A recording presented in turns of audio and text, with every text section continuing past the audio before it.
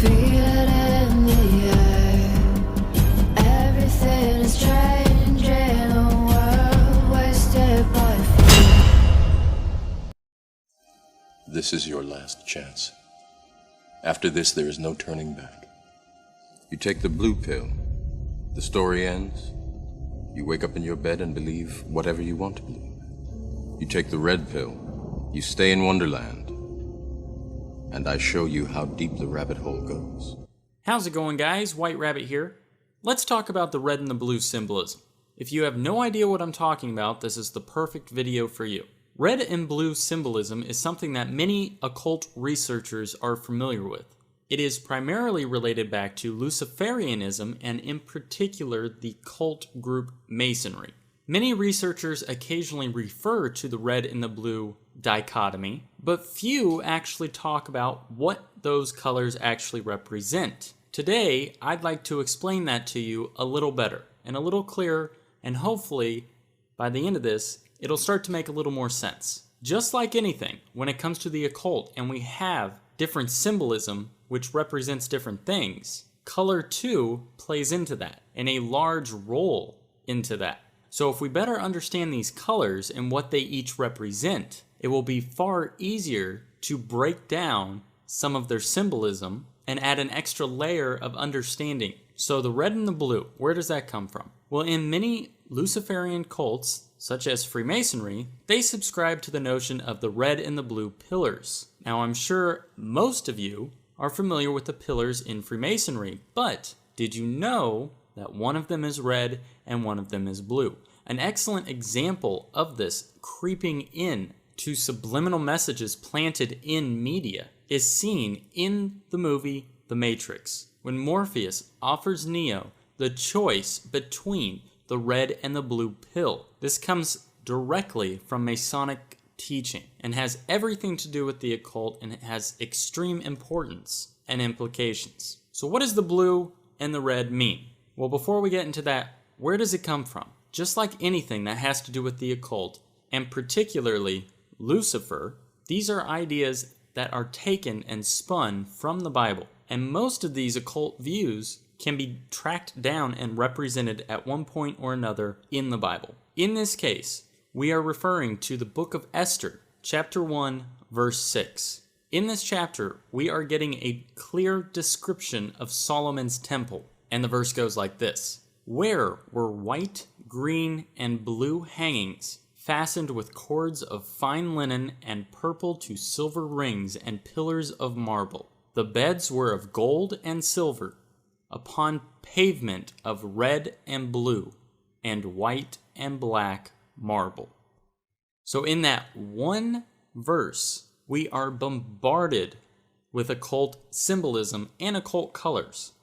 If you notice, we have gold and silver, we have red and blue, and we have white and black, all relating to pillars in Solomon's temple.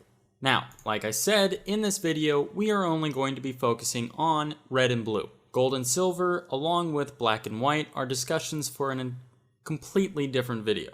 And remember, the reason that a lot of this color symbolism derives from the Bible is because a lot of this occult teaching, if not all of it, comes from the knowledge of fallen angels and or from summoning demonic spirits.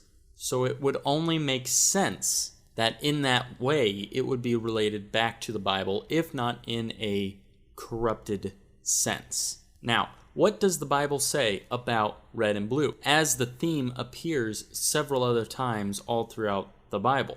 Well, on the one hand, you have the color red. Red represents Esau, aka Edom, and blue represents Jacob, aka Israel. And just like you have duality as a theme, along with the black and white and the gold and silver, the red and blue is almost more representative of the Hegelian dialect, where you have one force combating the other, when in reality the end result is the ultimate outcome. And you can see this all throughout occult teachings and their New World Order plans. We can also look at it from the perspective of Cain and Abel. Remember the story in the Bible where Cain killed his brother Abel? Well, Cain represents red, and Abel represents blue. Red represents death and destruction. It also represents human nature, or the flesh. Blue represents the healing power of God, or the Word.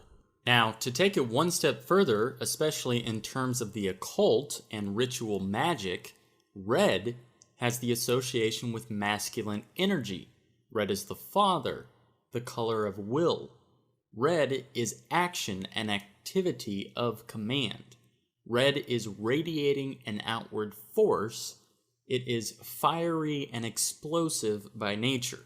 Then if we look at the color blue, from a ritualistic magic perspective, it is associated with feminine energy. It is the mother, the color of reflection and inner emotion, secrecy, nurturing, creation, and formation. Blue is the color of lakes, the ocean, and the sky, and blue is positive and accepting by nature.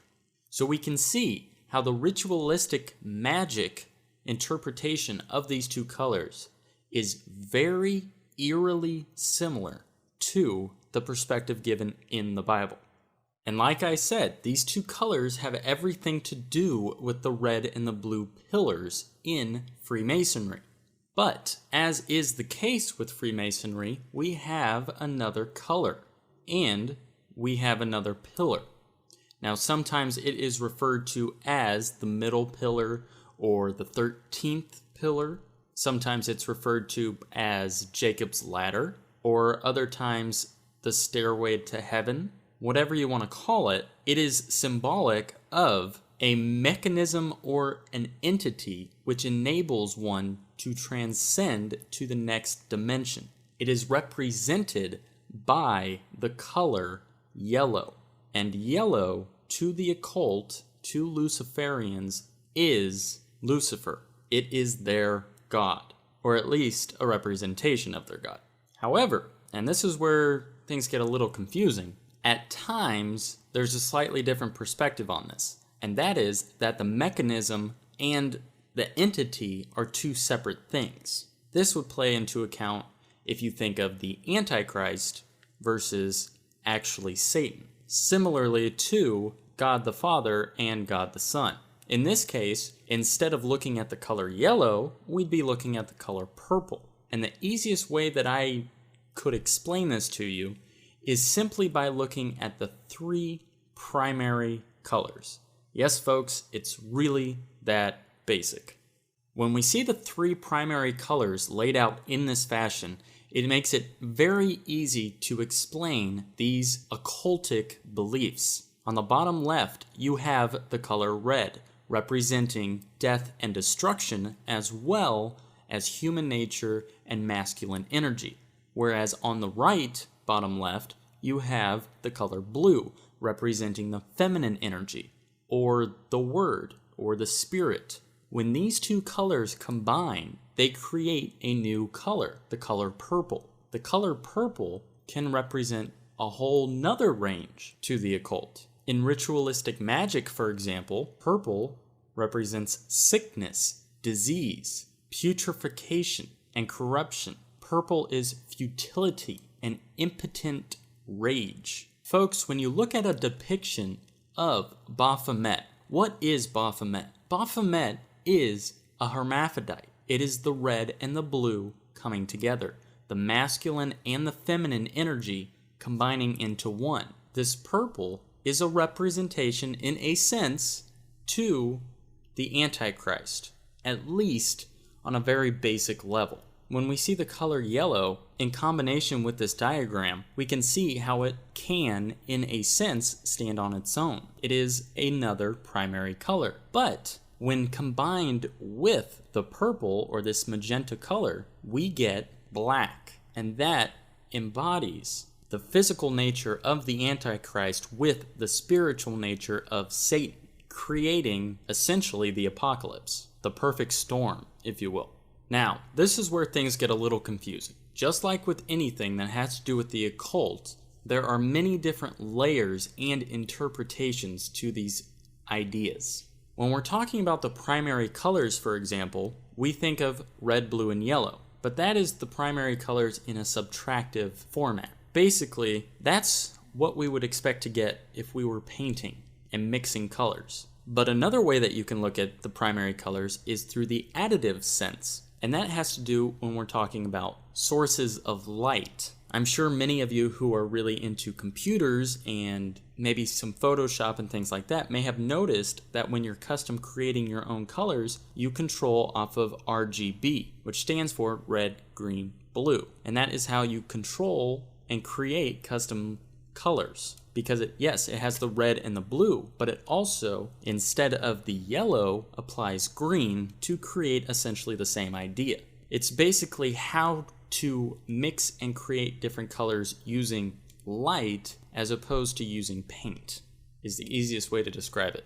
And for whatever reason it works differently. I'm not going to get into all that in this video. Just Google it if you're interested. But I bring it up for this reason. Some occult groups teach instead of yellow representing Lucifer or whatever god they worship, green represents Lucifer. And it's not too uncommon. And it makes sense that it wouldn't be too uncommon if you think of it in terms of Luciferianism is the pursuit of the light. So it would only make sense that their color representation comes from a light-based source. So when you hear people talk about green representing Lucifer, it's not that they're wrong, it's that they're consulting a varying occult belief, if that makes sense. And it's like that with everything when it comes to these topics, guys. Not every occult group or Luciferian group or magic group or Wiccan group, they don't all agree on the same fundamentals as one another. And it makes it very confusing at times, but when you really dig and you come to something like this, you begin to realize why and how it all still fits together. So there you go, guys. Hopefully this video didn't give you more questions than answers. I probably could have gone off on a whole bunch of different tangents there and made this video out to be an hour-long video, but originally I set out to only make it a 5-minute video, so the fact that it turned out to be only 12 to 14 minutes is pretty good in my book.